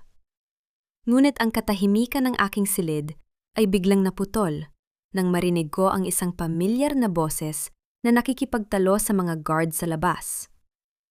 Puntahan niyo ang asawa ko! Isabel! Isabel, alam kong nandyan ka. Ang boses ni Miguel ay basag, puno ng desperation, at luhang hindi ko alam kung totoo o gawa-gawa lang. Tumingin ako kay Marco at tumango. Dahan-dahang bumukas ang pinto at iniluwan nito ang isang lalaking hindi ko na halos makilala. Ang kanyang suit ay lukot, ang kanyang buhok ay gulo-gulo, at ang kanyang mga mata ay mapula. Isabel? Salamat sa Diyos, pautal niyang sabi habang pilit na lumalapit sa aking kama. Agad siyang hinarang ni Marco, ngunit itininaas ko ang aking kamay para pigilan ang aking sekretary. Anong ginagawa mo dito, Miguel? Hindi ba't dapat ay abala ka sa paghahanap ng matutuluyan ninyo ng ina mo pagkatapos ninyong mapatalsik sa mansyon? Tanong ko, ang boses ko ay kasing patag ng linya ng isang patay na puso. Isabel, kalimutan mo na ang pera. Kalimutan mo na ang kumpanya. Pagsusumamo niya habang dahan-dahang lumuluhod sa tabi ng aking kama. Narinig ko ang sinabi mo sa party. Sabi mo ay buntis ka. Isabel, anak ko ba yan? Ang tunay na tagapagmana ng pamilya de la Vega? Tinitigan ko siya. Ang kanyang muka ay puno ng pag-asa. Isang pag-asa na nanggagaling sa kasakiman, hindi sa pag-ibig.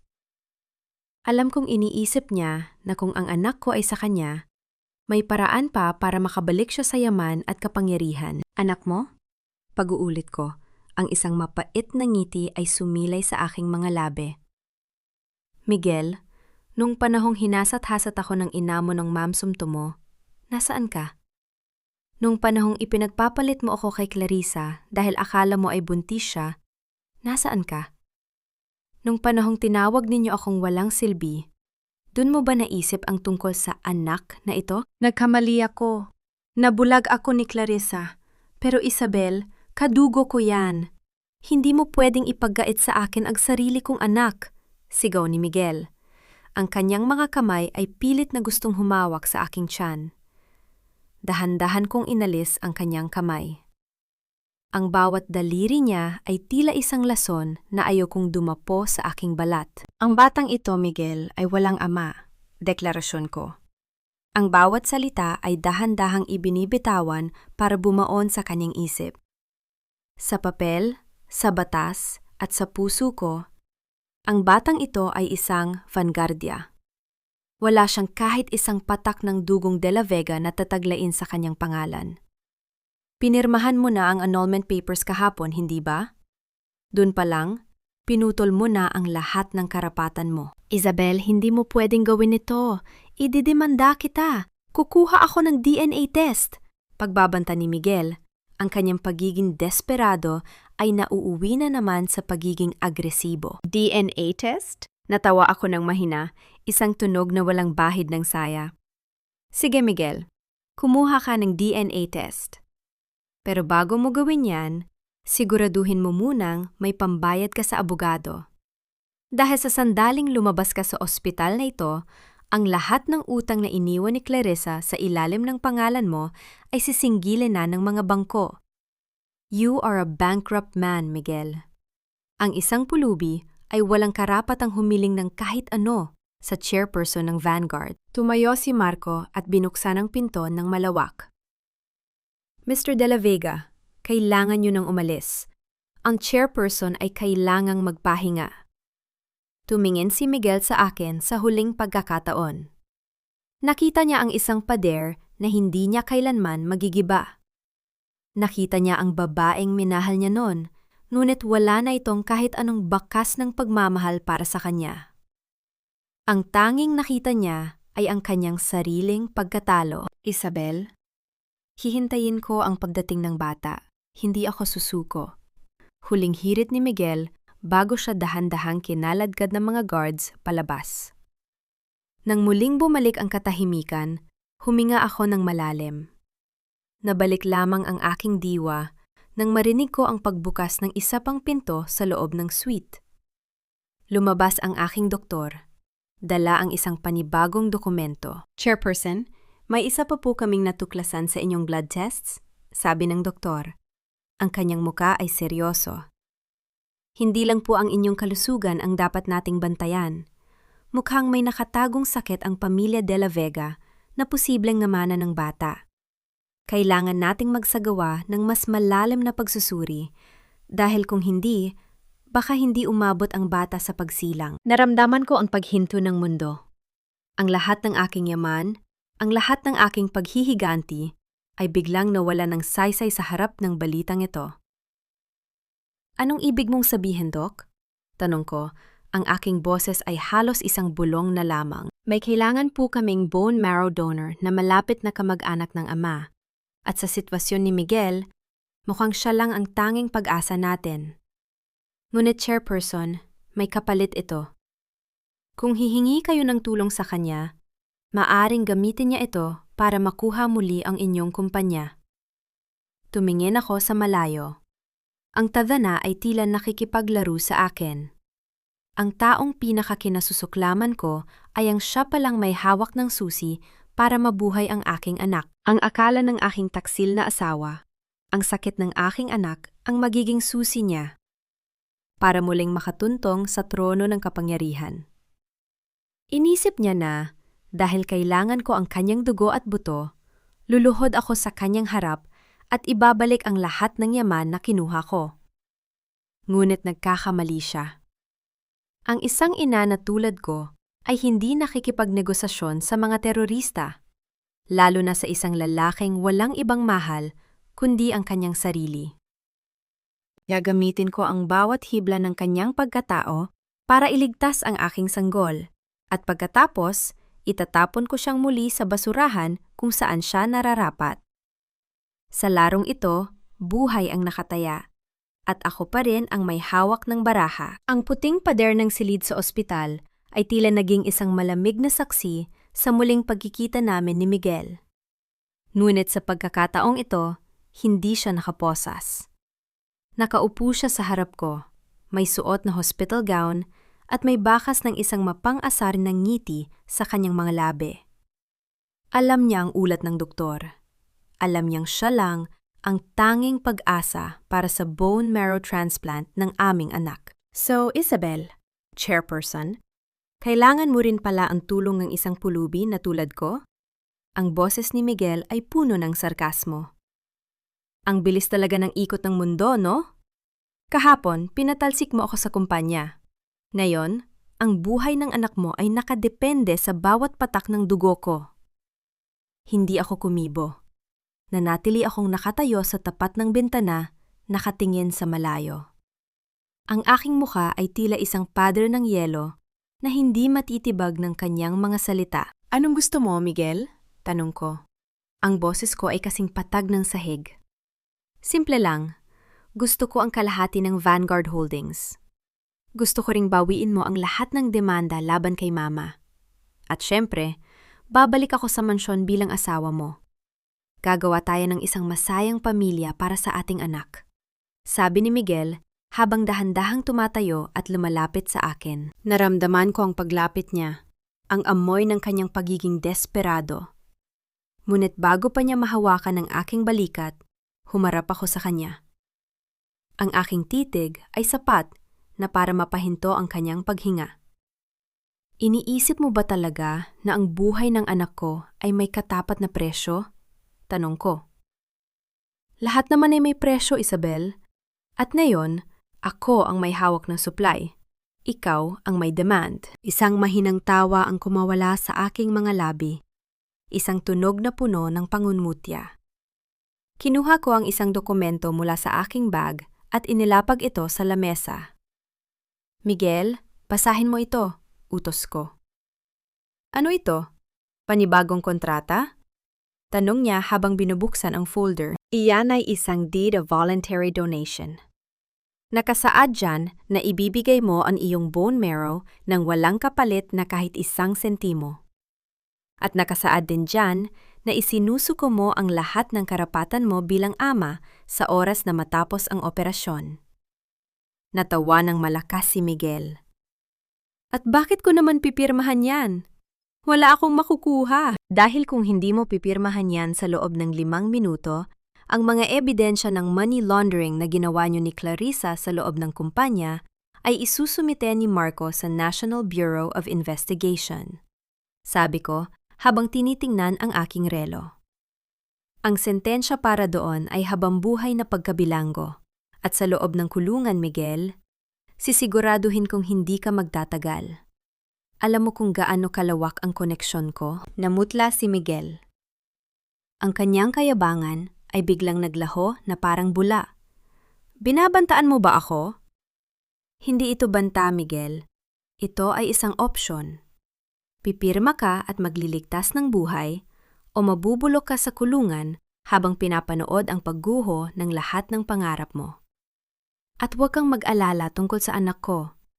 May nahanap na kaming backup donor sa International Registry. Maaring matagalan pero mabubuhay siya. Ang tanong, ikaw? Makakalabas ka pa ba sa selda mo? Bumukas ang pinto at pumasok si Doña Aurora. Bakas ang panghihina. Miguel, anak, pirmahan mo na. Kanina pa ako kinakausap ng mga pulis sa labas. Sinasabi nila na kung hindi ka makikipagtulungan kay Isabel, pati ako ay madadamay. Tumingin si Miguel sa kanyang ina, pagkatapos ay sa akin. Nakita niya ang isang babaeng hindi marunong maawa sa mga taong sumira sa kanya. Nakita niya na ang kanyang huling alas ay isa palang patibong. Sa gitna ng panghinginig ng kanyang mga kamay, kinuha ni Miguel ang bolpen. Ang tunog ng dulo ng bolpen na dumidiin sa papel ay tila tunog ng kanyang huling pagsuko. Nang matapos ang huling pirma, binitawan niya ang bulpen at napasandal sa upuan, tila ba naubusan ng lahat ng lakas. "Hayop ka, Isabel. Napakasama mo," bulong ni Miguel. "Hindi ako masama, Miguel. Masarap lang akong maging kaibigan, pero napakapait kong maging kaaway," sagot ko habang kinukuha ang dokumento. Lumakad ako patungo sa pinto. Ngunit bago ako lumabas, lumingon ako sa kanila. "Ang operasyon ay bukas ng umaga. Pagkatapos niyan, aalis kayo ng bansa. Ibinili ko na kayo ng tiket patungong probinsya, sa pinakamalayong bundok na alam ko. Doon kayo magmuni-muni sa lahat ng kasalanang ginawa ninyo." Lumabas ako ng silid at hinarap si Marco na naghihintay sa hallway. Ang bawat hakbang ko sa ospital ay tila isang paglilinis sa aking nakaraan. "Marco, ihanda ang medical team. Ang donor ay ready na," utos ko.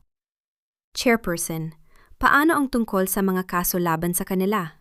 tanong ni Marco. "Hayaan mo silang mabuhay sa kahirapan, Marco. Yon ang mas matinding parusa kaysa sa kulungan. Ang makita ang tagumpay ko mula sa putikan, yon ang habambuhay nilang pagsisisi." Habang naglalakad ako patungo sa nursery kung saan naroon ang aking anak, naramdaman ko ang isang malakas na sipa sa aking tiyan. Isang tanda ng buhay. Isang tanda ng pag-asa. Napangiti ako ng may tunay na saya sa unang pagkakataon. Ngunit ang aking paglalakad ay nahinto nang makita ko ang isang pamilyar na anino sa dulo ng hallway. Isang lalaking nakasuot ng barong, may hawak na isang bouquet ng mga puting rosas. Ang lalaking hindi ko inaasahang makikita muli pagkatapos ng maraming taon. Ang bawat bagyo, gaano man ito kadiwara at kalakas, ay may katapusan. Ang mahalaga ay hindi ang dami ng nasira, kundi ang tibay ng pundasyon na natira pagkatapos ng ulan. Akala ko noon, ang paghihiganti ang tanging magbibigay sa akin ng kapayapaan. Ngunit sa bawat hakbang ko palayo sa anino ng mga De La Vega, natutunan ko na ang tunay na tagumpay ay hindi ang makitang nagdurusa ang iyong mga kaaway, kundi ang makitang masaya at malaya ang iyong sarili mula sa kanilang alaala. Ngayong araw, ang korona ay hindi na isang pabigat. Ito ay simbolo ng aking kalayaan at ng pag-asa ng aking anak. Nanatili akong nakatayo sa gitna ng hallway ng ospital. Ang aking paningin ay nakatuon sa lalaking dahan-dahang lumalapit sa akin. Si Rafael Mendoza. Ang lalaking matagal nang nawala sa aking buhay, ang lalaking nakakilala sa tunay na Isabel bago pa man naging chairperson ng Vanguard. Ang kanyang mga puting rosas ay tila isang paalala ng kadalisayan sa gitna ng lahat ng dumi na aking pinagdaanan. "Isabel," ang kanyang boses ay malalim at puno ng init, isang tunog na tila humahaplos sa aking pagod na kaluluwa. Narinig ko ang lahat. "I'm sorry kung ngayon lang ako nakarating." "Rafael," isang tipid na ngiti ang sumilay sa aking mga labi. "Maraming salamat, pero tapos na ang lahat. Ang operasyon ni Miguel ay nagsimula na para sa aking anak." Lumapit siya at dahan-dahang inilapag ang kanyang kamay sa aking braso. Isang simpleng hawak, ngunit ramdam ko ang respeto at proteksyon na matagal ko nang hindi naramdaman mula sa isang lalaki. Alam ko, nandito ako hindi para makialam, kundi para siguraduhin na paglabas mo sa pintong ito, hindi ka na mag-iisa. Matapos ang ilang oras na tila tumagal ng isang dekada, lumabas ang doktor mula sa operating room. Ang kanyang muka ay maaliwalas. Isang senyales na ang tadhana ay sa wakas ay naging maawain. Ang bone marrow transplant ay naging matagumpay. Ang aking sanggol sa loob ng aking tiyan ay ligtas na mula sa banta ng sakit na namana sa mga De La Vega. Bago ako tuluyang umalis sa ospital, hiniling ko na makita si Miguel sa huling pagkakataon sa recovery room. Nakahiga siya, maputla, at tila walang buhay. Malayo sa mapagmataas na lalaking minahal ko noon. Sa tabi niya ay si Doña Aurora na nakaupo sa sahig. Ang kanyang mga kamay ay nakatali sa dasal na tila ngayon lang niya natutunan. Isabel, pabulong na tawag ni Miguel nang mamulatan niya ako. Ang bata? Ligtas ba ang anak ko? Ligtas ang anak ko, Miguel. Pagwawasto ko. Ang aking boses ay kalmado, ngunit puno ng pinalidad. Tapos na ang obligasyon mo. Ang mga tiket ninyo patungong probinsya ay nasa lamesa na. May sapat na pondo doon para makapagsimula kayo ng maliit na buhay. Malayo dito, malayo sa akin. Isabel, hindi mo ba talaga kami mapapatawad? Pagmakaawa ni Doña Aurora, ang kanyang boses ay basag. Ang patawad ay ibinibigay sa mga taong nagsisisi, madam. Sagot ko habang tumatalikod sa kanila. Ngunit ang tiwala ay hindi na maibabalik. Mabuhay kayo ng payapa. Pero wag na kayong magtatangkang lumingon pa sa amin. Dahil sa susunod na mag-cruise ang landas natin, hindi na ako ang Isabelang naging alipin ninyo. Lumakad ako palabas ng ospital kasama si Rafael. Ang sariwang hangin ng umaga ay humampas sa aking muka, tila isang malamig na tubig na naghuhugas sa huling bahid ng pait sa aking puso. Sumakay kami sa aking sasakyan, ngunit sa pagkakataong ito, hindi si Marco ang nagmamaneho. Hinayaan ko si Rafael na magmaneho habang ako ay nakasandal sa upuan, nakatingin sa sumisikat na araw sa baybayin ng Maynila. Pagdating namin sa opisina ng Vanguard, ang lahat ng aking mga empleyado ay nakatayo sa lobby, naghihintay para sa aking pagdating. Sila ay yumukod ng sabay-sabay, isang tanda ng tunay na katapatan para sa isang reynang marunong lumaban. Chairperson, ang lahat ng mga ari-arian ng mga De La Vega ay tuluyan ng na-liquidate at na-donate sa inyong foundation para sa mga biktima ng domestic abuse, ulat ni Marco.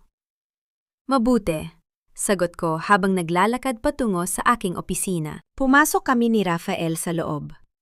Inilapag ko ang aking bag at lumapit sa malaking bintana.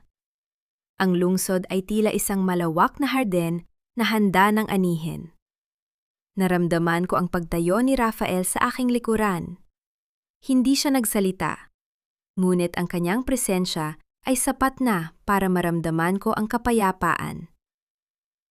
What's next for Chairperson Isabel?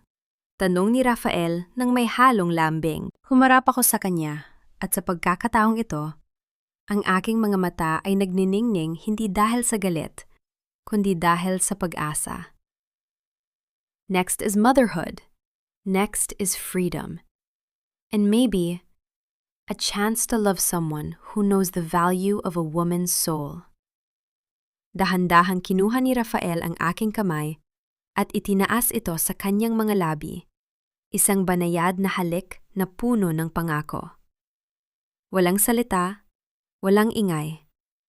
Tanging ang tunog ng aming mga hininga na sumasabay sa ritmo ng bagong simula. Ang aking kwento bilang isang api ay natapos na. At sa bawat pahina ng aking bagong buhay, sisiguraduhin kong ang tinta ay gawa sa ginto, katatagan, at walang hanggang pagmamahal.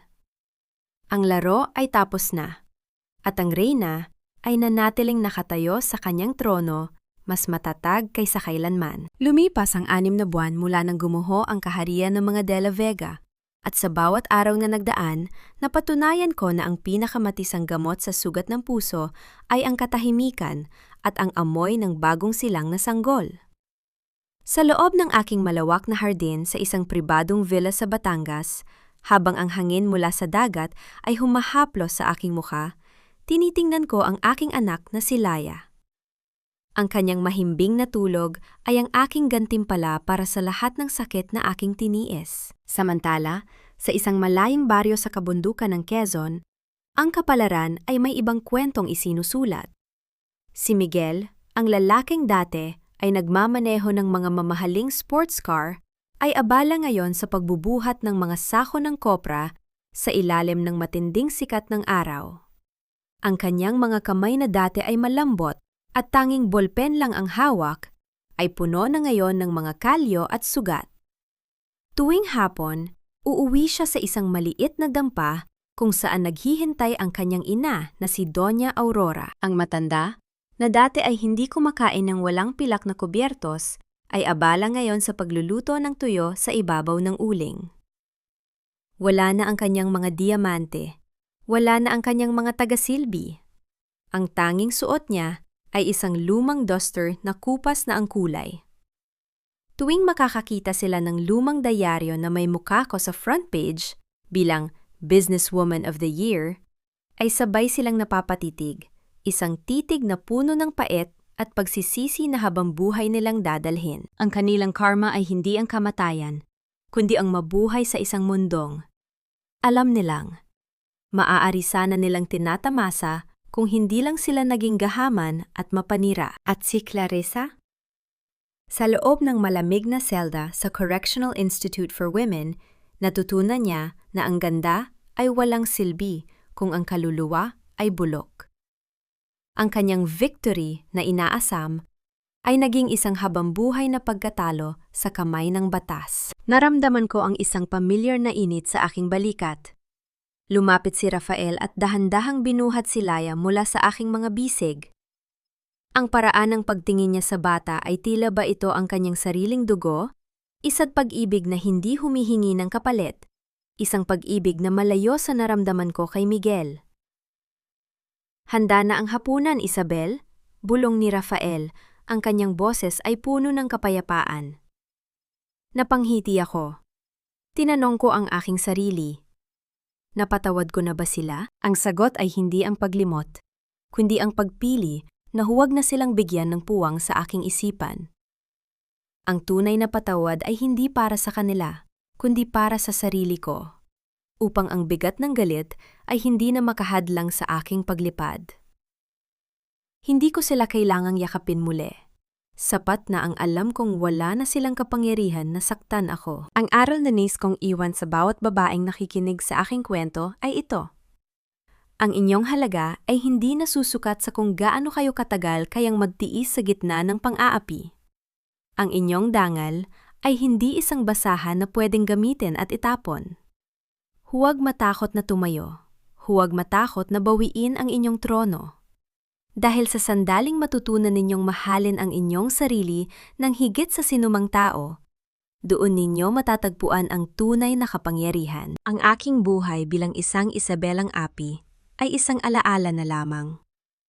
Ngayon, ako ay isang reyna, isang ina, at isang babaeng malaya. Ang araw ay dahan-dahang lumulubog sa abot tanaw, nag-iiwan ng kulay kahel na langit na tila isang huling pagbate sa isang matagumpay na laban. Ang kwento ay tapos na, ngunit ang aking buhay, ang aking tunay na buhay, ay nagsisimula pa lamang.